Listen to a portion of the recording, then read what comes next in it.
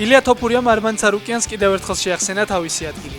ქართულმა ჩემპიონმა სომეხ მებრძოლს მას შემდეგ დაცინარას ცნობილი გახდა, რომ ის თეთრი სახლის ბრძოლას დაასწრებს. არმანი ყოველთვის სათადარიგო მებრძოლი იქნება, თქვა თოფურიამ ჟურნალისტების კითხვის საპასუხოდ. თოფურია ჯასტინ გეიჯის 14 ივნისს თეთრ სახლში დაუპირისპირდება. ბრძოლას კი არმან ცარუკიანი დაასწრებს, ანუ ოქტაგონზე მხოლოდ იმ შემთხვევაში შევა თუ რომელიმე მებრძოლი შეხვედრას ჩაეხსნება. 11 წლიანი დისკვალიფიკაცია მერაბ შარიქაძეს. ქართულ რაგბიში დოპინგ სკანდალთან დაკავშირებით ოფიციალური სასჯელი გამოცხადდა. საქართველოს მორაგბეთა ეროვნული ნაკრების ყოფილი კაპიტნის გარდა 6 წლიანი დისკვალიფიკაცია მისცეს გიორგი ჭყოიძეს, ხოლო 3 წლიანი დისკვალიფიკაცია მიიღეს ლაშა ხმალაძემ, ოთარ ლაშხმა და მირიან მოდებაძემ. ლაშა ლომიძეს კი 9 თვიანი შეზღუდვა ერგო.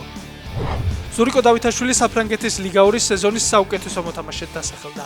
ბურთის შესანიშნავი კონტროლი, მოედნის ხედვა. ზურიკო დავითაშვილს ამ სეზონში ჰქონდა იდეალური უნარები. გილოცავთ ზურიკო. დაწერა საფრანგეთის პროფესიული ფეხბურთის ეროვნულმა კავშირმა.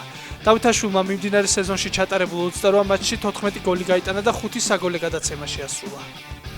მამარდასთან დაკავშირებით გადაწყვეტილება მიღებულია. მომდევნო სეზონიდან ქართველი შესაძლოა ლივერპულის მთავარი მეკარე გახდეს.